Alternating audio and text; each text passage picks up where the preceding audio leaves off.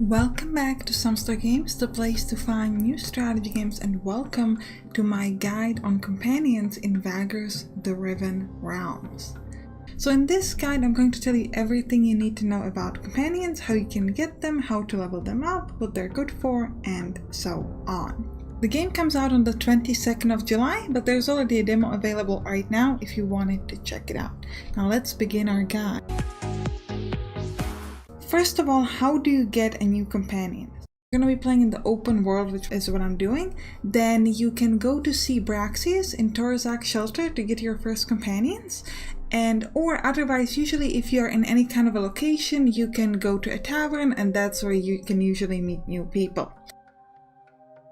You will have to pay them money to get them. And in some of them, you also have to fulfill a certain quest. For example, when I wanted to get Gorgoro, I needed to fulfill his quest. If I didn't fulfill the quest, I wouldn't be able to get him. So sometimes you have to do a quest, sometimes you don't. Now, when you get a new companion, you can learn information about them by clicking on this picture of a helmet, and here you can sort of go through all of your companions. From the camping screen, essentially you can click here on open character sheet, and this will move you back to where we've just been. Alright, so on this screen you can see all the information about your companion. So on the left top here you can see his level.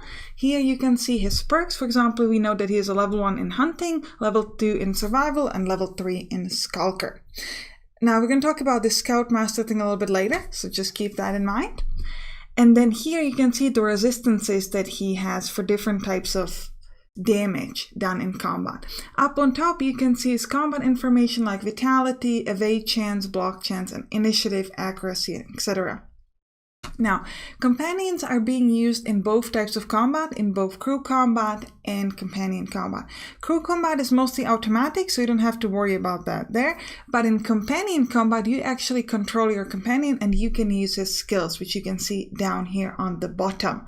So when you're going to be playing in this companion combat, you can click on him and you're going to see a list of the skills on the bottom. And depending on what position he's in, he can use different kind of skills. So for example, you could use a knife throw, and here you can read a description of what exactly does it do. This description is of course also available once you're actually in the combat. On the middle bottom here, you can also choose to equip him with a certain gear if you have any kind of gear available, which I don't. And then you can click on this to sort of get back to see his picture. Now I told you to remember the Scoutmaster, so what is that good for? Well, companions can be assigned as deputies, which you can do this over here.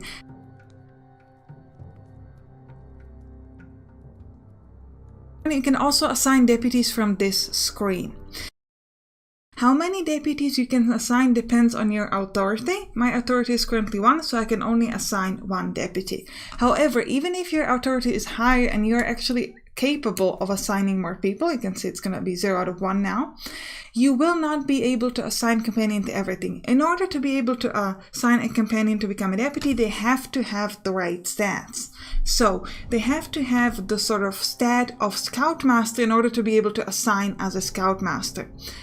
Which stats are required for which of these deputies I'll tell you in a moment. So if you can assign a deputy to a certain spot, you're going to see that it's highlighted here as opposed to the other ones, because I do have that chance, so I can grab him and I can place him there.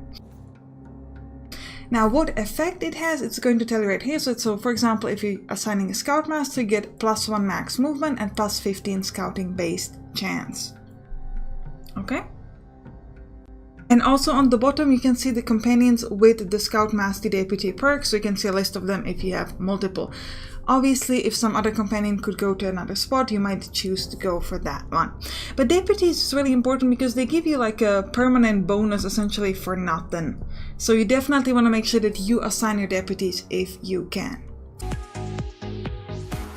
Now, let me go back to the list of companions and show you how to level up a companion, or how to increase his prowess, because level of companion is called prowess in this game. The maximum prowess you can give your companion is 9. What you have to do is you have to click on this, And now you're going to jump to the level up screen. So in order to level up a companion, you need to pay your insight. The way this works is that you increase his prowess. In the current alpha build, which I'm playing, the prowess is kept, but obviously as the game moves further, you're going to be able to do more of that. This costs you 8 insight, and it's a 1-to-1 ratio, so you pay 8 insight to gain 8 proficiency, which you can then assign into attributes, professions, combat, and deputy skills of this person. You can click on any of these attributes to see the information about them. For example, let's say we want to know about Savvy. This is the measure of the character's intellect. Now, it will cost you 2 proficiency to increase the level. What's important is that it always costs you 2 proficiency, even if you're kind of leveling it up further in the attributes. So for example, level 2 Savvy, it also only costs you 2 additional proficiency. Okay? Now then you could also use your points to increase his profession. You could, for example, say, hey, you know what, I want him to be good at intimidation, or let's say engineering. So it's going to cost you 2 proficiency to make him good at engineering. And again, the next level just costs the same amount. Now, why am I emphasizing this so much? It's because when you're doing your main character, the further levels of the perks actually cost more. So, for example, it costs you 2 insight to get level 1 engineering, and then 4 insight to get level 2. Here it just costs 2 proficiency no matter what. So this can be very useful to get. Now, later on, you're probably going to be able to also put more into combat. Now on this right top, you can see a deputy information. This is not so important for this specific character because he's already a deputy. But let me turn this off and jump off to a different character, like for example, Harvick. And we could use the insight to gain proficiency, and we could make him a slave driver. However, there's a requirement for that. He needs to have 3 in intimidation. So I cannot click on this right now. I can't do it because he doesn't have the skills for that. Okay, so first I need to make sure that he has 3 intimidation, which he has right now, and then you can see that it's changed from red to green, and now I could give him the perk of slave driver if I were to pay the proficiency for that. However, this costs 8 proficiency, so I actually cannot do it right now. But if you could do it, then he would be able to become a deputy, and you could assign him to the slave driver deputy slot if you wanted to.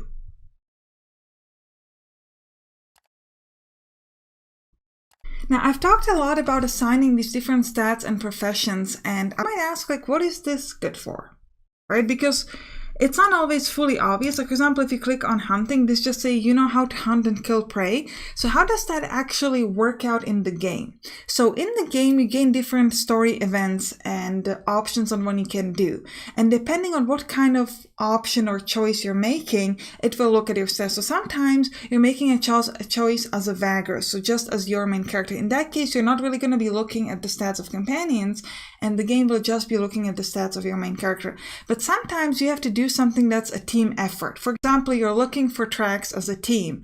In that case, something like hunting is going to come in play, and the game is going to look at the overall sort of hunting pool of, let's say, everyone, and that's how it decides. Sometimes it's just the best option of all people. Sometimes it pulls them up. Like I said, it really depends on the story. But the point is that it's a good idea to have all sorts of skill ready between your companions, because then no matter what decision you make, at least someone will sort of contribute to the chance of success.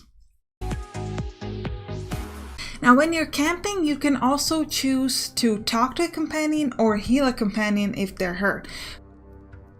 Now, if you talk to a companion, it can be useful for multiple things. First of all, just for the story, because it's fun to know who is a part of your game, but also this will allow you to possibly reveal some new codex entries, and if you reveal new codex entries, you might gain additional insight. So this is not going to be like you're going to see one newer codex entry, you'll get immediately like a bunch of insight, but it might sort of stack up over time if you like to kind of talk to your companions a lot. Another thing you can gain from talking to your companions is you can gain new quests. So sometimes companions have their sort of own story, and they might have their own quest that you can choose to help them with. Now you can also choose to heal your companions. However, be aware that if you're going to heal your companions manually like this, you will need to have medical supplies.